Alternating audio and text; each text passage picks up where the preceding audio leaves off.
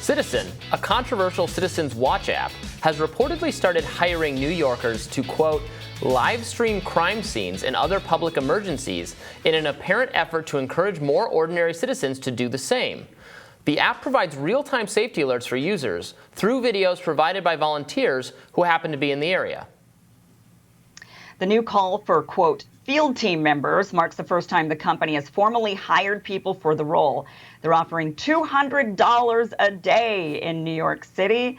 Joining us now to discuss is Senior VP at Firehouse Strategies and Democratic strategist Michael Starr Hopkins and Washington editor of Real Clear Politics, Carl Cannon.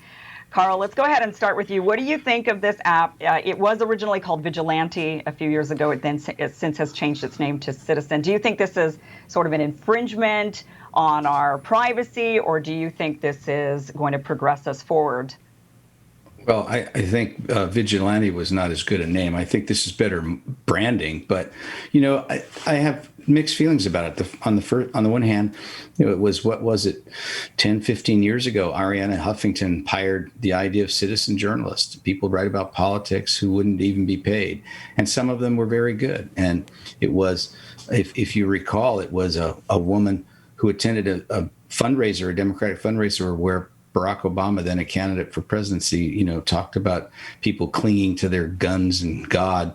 Well, that was a Democrat, a liberal woman who was at the event and worked for Huffington Post, but not paid, and thought, you know, this is news. And I thought, well, that's interesting.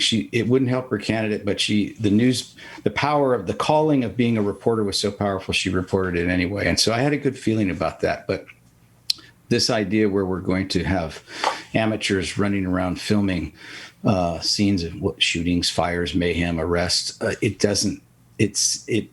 gives me pause. Yeah, you know, Michael, the concern that I have is, so I think it's helpful to get sort of alerts about natural hazards or things like that. You know, you check on Facebook if you're safe from an earthquake, that kind of thing.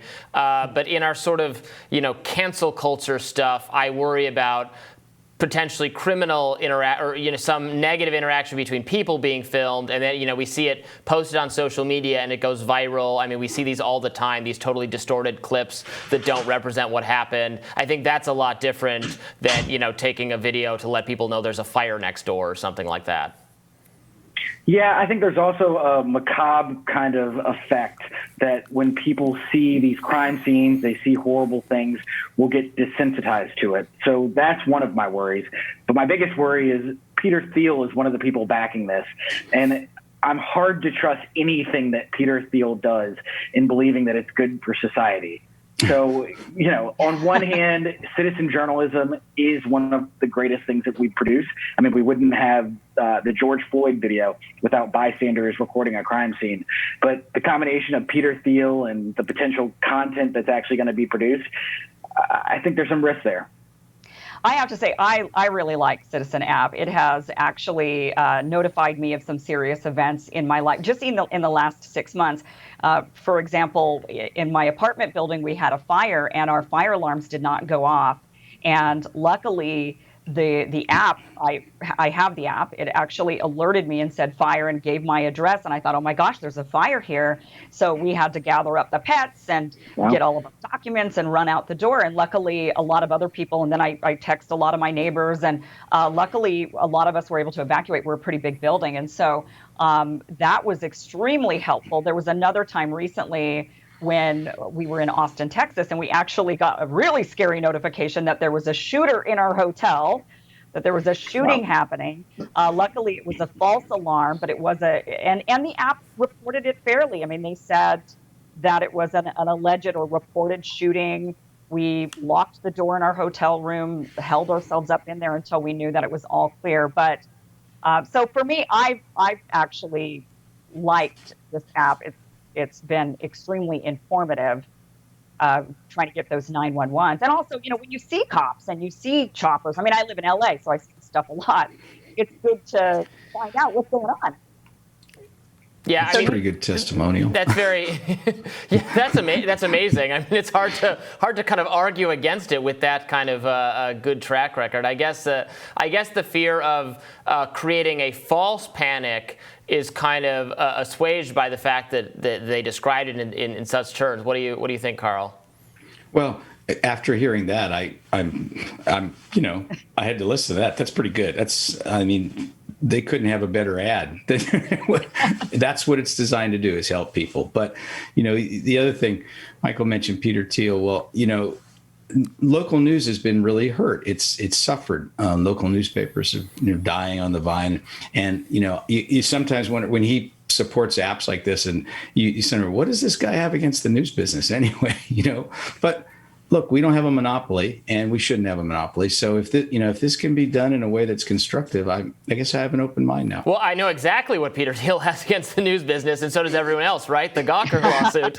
He sued them into oblivion for outing him or for exposing him. And I, whatever you think of that lawsuit, I think Gawker published a number of they did some good journalism in addition to some of the kind of worst human cruelty imaginable. So I actually sort of understand that grievance, even though I don't share it for the entire media. We'll give you the last word on this, Michael.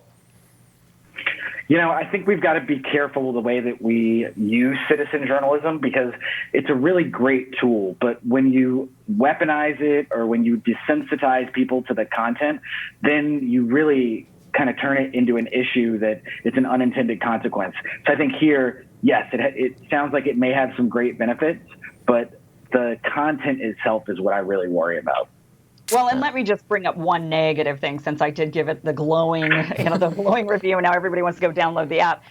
There was an incident this last May. Do you remember the fires that were being lit in the Santa Monica Mountains here in California? They were looking for the person who was lighting up the fires, and the app actually wrongly identified a person and put out a $30,000 reward for the identification and leading to his arrest, and that was an innocent person. So there's definitely times and ways that this app can be used in a way that is not its intended purpose and could harm people. But I think that's where I personally like the app, as when it stays away from sort of that, I'd be afraid of people taking their camera out and being like, oh, look at this person who's just a bad person doing something bad at Starbucks today, versus actually reporting on real events that would require the assistance of emergency crew and actual calls to 911. So maybe there are some sides. We'll put a hold on the commercial, I guess. Thank you both for being with us so much. We really appreciate it.